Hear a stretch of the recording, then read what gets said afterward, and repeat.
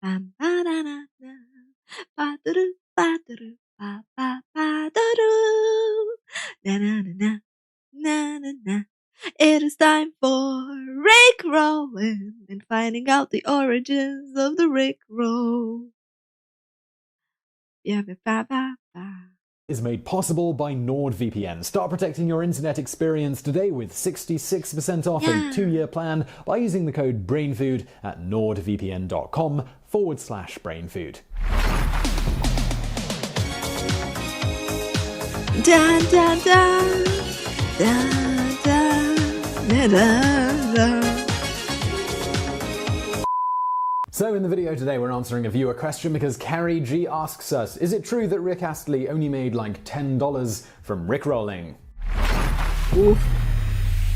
To begin If with, it is, for it's anyone kinda who sad. somehow managed to avoid the more than a decade-old phenomenon of Rickrolling, in a nutshell, this involves tricking someone into clicking on a link that takes them Okay. I live under a rock, and even I know what Rickrolling is. It's like, if there's a person that managed to not know about Rickrolling, holy shit, where do they live? to the video for the relentlessly upbeat and infinitely cheesy 1980s anthem. Usually they do this by suggesting it's a link to something particularly click-worthy. So how did this curious meme get its start? It's funny, people out there Rickrolling. Meanwhile, my friend group meat spinning. We're not the same. For that, it's necessary to start with the much lesser-known predecessor of Duckrolling. Duckrolling got its start indirectly thanks to the founder of the occasionally infamous internet message board 4chan. His name is Christopher Paul, and he's better known online by the moniker of Moot. Not long before Rickrolling became the internet's go-to prank, Moot decided to make it so that any time a user wrote the word egg on the site, it would autocorrect to duck. The prank was a big hit with 4chan users who were particularly amused that the word egg roll would automatically be stylized as Duckroll whenever it was typed. As the joke evolved, sometime late in 2006, one anonymous user photoshopped and linked to an image of a duck with wheels, a literal interpretation of the word Duckroll. It soon became a common prank on the site to trick fellow users into clicking links that led to the image of the duck, resulting in the coining of the term Duckrolled to describe the act of being duped in this way. This all brings us to Rickrolling. Sometime in May of 2007, an unknown user on 4chan's video game board posted a link purported to be for the trailer for the game Grand Theft Auto 4, but in reality it took people to a free-booted upload of the music video for Never Gonna Give You Up. Google caches, as well as a bit of trolling through the Wayback Machine, reveals that this video, along with being the first known video created to expressly rickroll internet denizens, is one of the earliest known examples of that music video being uploaded to YouTube. It's also worthy of note that the uploading of this video predates an authorized upload by about some 2 years. In any event, when linking Astley's hit song became the new in vogue prank, the term rickrolling, borrowing from Astley's first name and the aforementioned duckrolling meme, was coined to describe it. Arguably the apex of the rickrolling phenomenon came on April the 1st of 2008 when YouTube automatically redirected every person who clicked on a video on the site's main page to the music video for the song, which we guess is a lot better than Wait, what? They did that?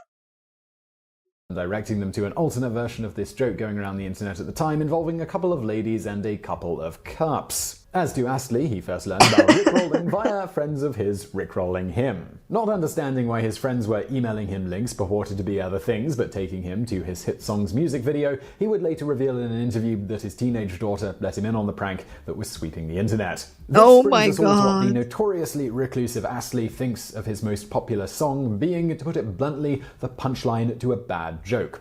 After all, this once again thrust him into the spotlight he so rapidly exited in his late 20s when he got sick of the life of a pop star and decided he'd rather devote himself to other things, most notably raising his new daughter Emily, rather than being absent for stretches of her life when he was on the road.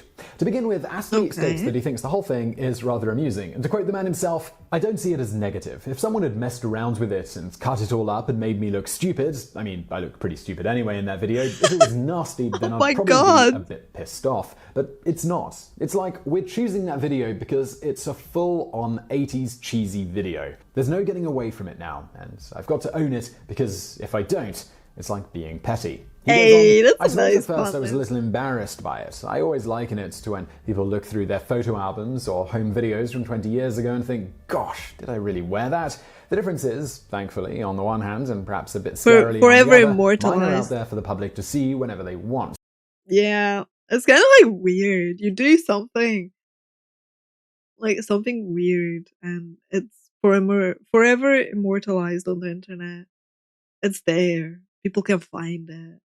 I find some Rickrolls really funny. Have you seen the one with President Barack Obama? Someone has cut up his speeches and put them together so that he sings Never Gonna Give You Up. It's Wait, totally what? amazing. I find it bonkers, by the way. Yo, that's This not all so brings us to why funny. Rick Astley never really capitalized I on haven't seen Rickrolling that. directly as many former stars would have done. While he had a variety of reasons, including not wanting to embarrass his teenage daughter by milking the meme for extra exposure, he also stated, "I'm not being an ageist, but it's almost a young person's thing. I think the artists themselves trying to remix it is almost a bit sad. No, I'm too old for that." But that is not to say that he did not profit from Rickrolling. While you'll often read on many an interesting fact website, more concerned with clicks than getting information correct, that Astley only made $12 thanks to the meme, this is not exactly accurate. While Astley has alluded to making very little off of his side of the YouTube revenue generated from the music video, Didn't the video go down? Like get removed from YouTube recently? with to date the unauthorized version on YouTube almost having 500 million views, he does explicitly state that he's greatly profited from the fad, including seeing a significant boost in sales of his records following the phenomenon of Rickrolling. Further, his first solo album following the Rickrolling meme, 50, released in 2016, was also by far Holy shit. Sorry. Holy moly. Like, wow. Look at him now. successful album since his glory days, which were a couple of decades before. Indeed, this album actually managed to hit #1 on the UK albums chart and ultimately went platinum. This is despite his initial expectations that nobody would even notice that he released an album. More directly, in 2009, while he was actively staying out of the spotlight during most of the Rickrolling meme's peak popularity, he did make one exception. Astley himself performed the world's first live Rickroll at the annual Macy's Thanksgiving Parade, with the opening salvo of Never Gonna Give You Up abruptly interrupting another song as Astley waltzed around lip-syncing the lyrics. Oh my god, that's so cool. Of this event, he states, "They paid me loads of money, and my friends who live in America said I should do it because everyone watches it. I took the family to New York for a week. It's good to be able to do things like that because as you get older, you realize life's short. That's really and you have to cool. make the most of it. I appreciate how lucky I am." Continuing on sounds- that line of thinking, He sounds really down to earth. Like, despite getting famous, the dude was just like, yeah, I don't want the spotlight. I just want to raise my daughter and live my life. And he's being appreciative of things. This is like insane to me. The fact that we have people like Haktua Girl scamming people and doing shady shit, and people like Rick Astley is just like, never gonna give you up, never gonna give you. and more or less summing up his thoughts on his early career, Scams. Astley states, "I've learned to appreciate my old songs. I quit for about 15 years, didn't sing many of them ever, and I've learned to realize how lucky I was to have them. I know that sounds a bit corny. If I see an artist and they're being a bit shitty, I'm kind of like, just remember, we were the lucky ones. We were all extremely lucky." He also notes fame in his older years is much nicer than at his peak, allowing him to tour when and how he wants instead of having to do whatever the recording studio wanted him to do all the time. And despite his boost in popularity thanks to Rickrolling and the success of his album 50, he states, "I don't feel famous anymore. To some degree I am, when I'm on stage in front of thousands of people singing Never Gonna Give You Up, but in my day-to-day life, no one really cares. I don't get recognized until I'm on stage and then I can walk off and forget about it. Aww. It's great. Ego dictates it would be nice to play Wembley Arena on my own, but it's a fair trade, being able to do what I do and also lead a quiet life." You know what else can help maintain your privacy though, but not in the real world? That's really nice. Well, yep, that would be NordVPN. Whenever you browse the internet, you're exposed to all sorts of risks, but you can help eliminate those risks with a VPN And this is where NordVPN comes in. If you use your laptop, phone, tablet on a public Wi-Fi, you really should be using a VPN to protect your personal details and your privacy. Or maybe you're traveling and you're in a foreign country and you want to see content that would normally only be available to you back home. Well, you can use NordVPN to do that. And my light turned off on its own again. Any lag, as they have nearly 5,000 superfast servers in 62 countries. If you've ever used a VPN and had to wait for it to buffer a video, or if downloads were super slow, that is not the case with NordVPN. It is always very, very fast. And you can also use it on all of your devices, phone, laptop, whatever. It's all very easy and it works on Android, Chrome, Windows, and Linux. And you can use it on 6 different devices, all with one account. Also, unlike some other companies based in the European Union or the United States, Nord doesn't keep any logs. They're based in Panama, so they don't have to keep any logs at all, which is obviously fantastic for your privacy. Indeed, they are the only VPN that gets a perfect score from PC Mag. So start protecting your internet experience today with 66% off a 2-year plan by using the code BRAINFOOD at nordvpn.com/brainfood.